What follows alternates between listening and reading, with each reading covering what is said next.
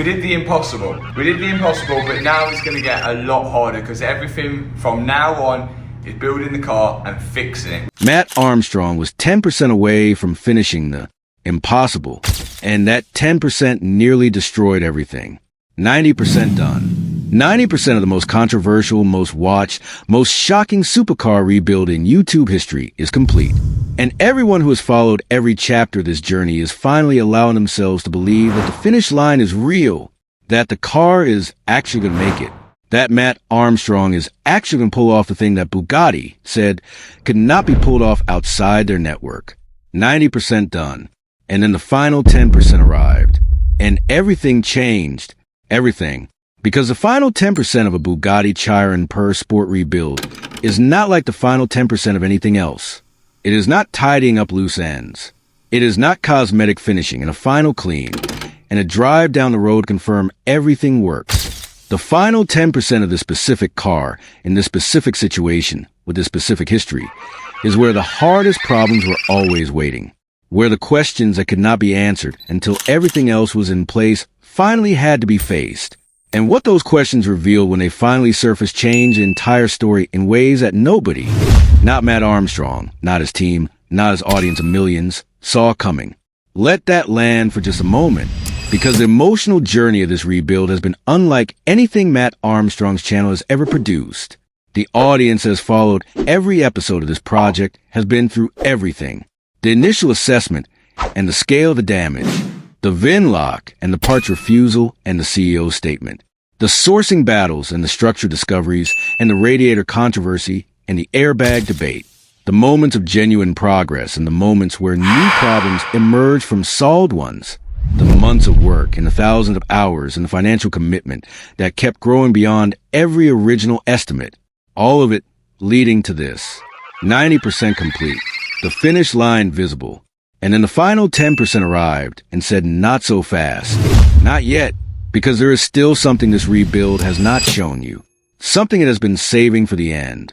Something that changes what the completion of this car actually means. And that something is the most shocking development in the entire story. To understand why the final 10% of this specific rebuild is so different from everything that came before it, you need to understand something about how Bugatti builds their cars and what that means for the process of bringing one back from the kind of damage this Chiron Per Sport suffered. Because Bugatti does not build cars the way other manufacturers build cars. This is not an assembly line in the conventional sense. This is not a process where components arrive from suppliers and are bolted together according to a standardized procedure that can be replicated by anyone with the right tools and the right manual. Bugatti builds their cars by hand. By specific hands.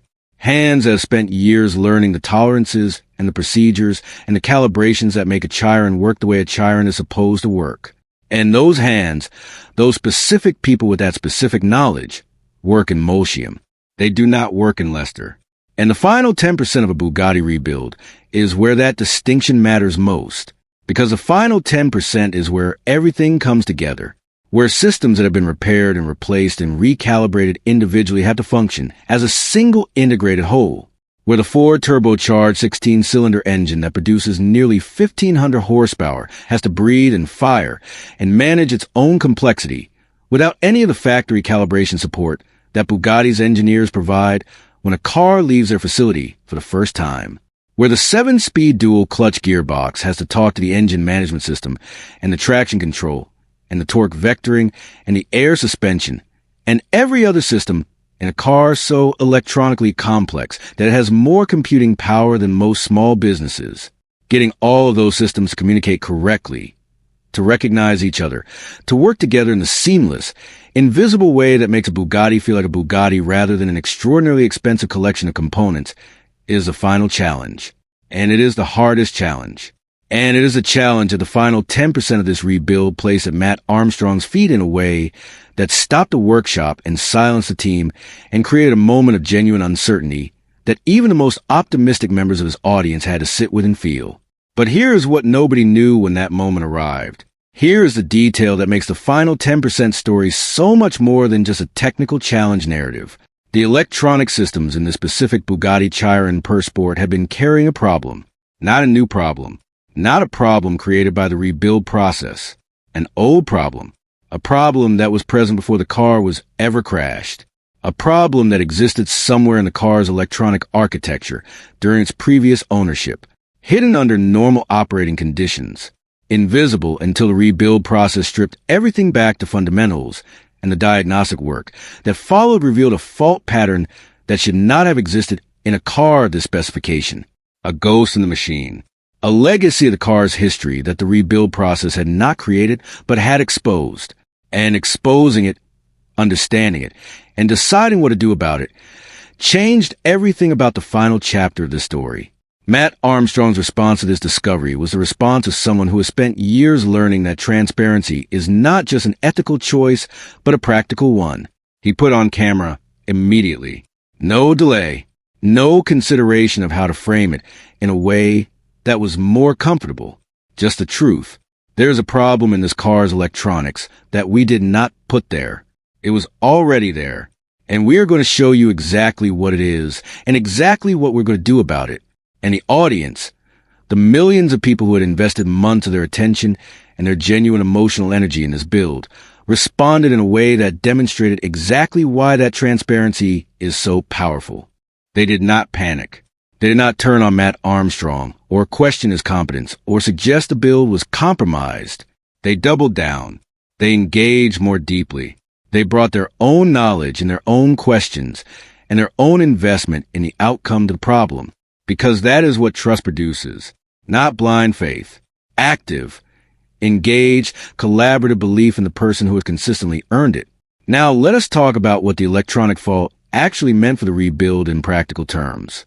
Because understanding the technical dimension of this discovery is important for understanding why the final 10% became so much more complex than anyone had anticipated.